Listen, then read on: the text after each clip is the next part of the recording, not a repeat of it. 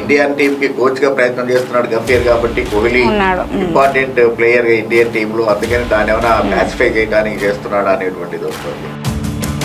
అంటే కోచ్ గా ఉండాలంటే అంత ఎక్స్పీరియన్స్డ్ ఉండాలి అనేది చూస్తారా? అయితే గంభీర్ విషయానికి వచ్చినప్పుడు కొంచెం ఇబ్బంది ఏంటంటే గంభీర్ సహజంగా చాలా యారగెంట్ గా ఉంది.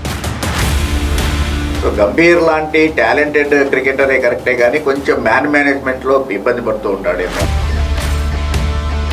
ప్రీవియస్ కోచ్లలో ఏ కోచ్ ఉన్నప్పుడు మన టీం మంచి సక్సెస్ రేట్ ని చూసింది? అట్లాగా కంపేర్ చేసుకుంటే కానీ పెద్ద రికార్డ్స్ ఏం లేవు. యాజ్ అన్ ఇంటర్నేషనల్ ప్లేయర్ గా అంత రికార్డ్ లేకపోయినా కూడా, బట్ యాక్చువల్ గా he's a clever cricketing brain ఉన్నటువంటి. అందుకని I don't think Ashish Nehra వైపు మొగ్గు చూపుతారు అని నేను అనుకోవట్లేదు. సో చూసుకుంటే కనుక మైత్రి natural Gambhir and maybe Jayawardene మధ్యనే కాంపిటీషన్ ఉండేట్టుగా కనపడుతుంది. టీం మేనేజర్ ఎవరైతే ఉన్నారో మేనేజరే కోచ్గా కూడా బిహేవ్ చేసేది.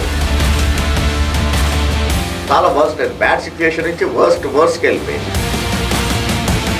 మన ఇండియన్ టీమ్ కి ఫారినర్ కోచ్ అయితే బాగుంటుందా, ఇండియన్ కోచ్ అయితే బాగుంటుందా? ఒక్కొక్కసారి ఎలా ఉంటుందంటే నేనేం చెప్పాను మైత్రికి అర్థం కాలేదనుకో డెఫినెట్గా నన్ను యాక్సెప్ట్ చేస్తుంది ఎస్ఎస్. అందుకే బీసీసీఐ కూడా looking for the foreign player.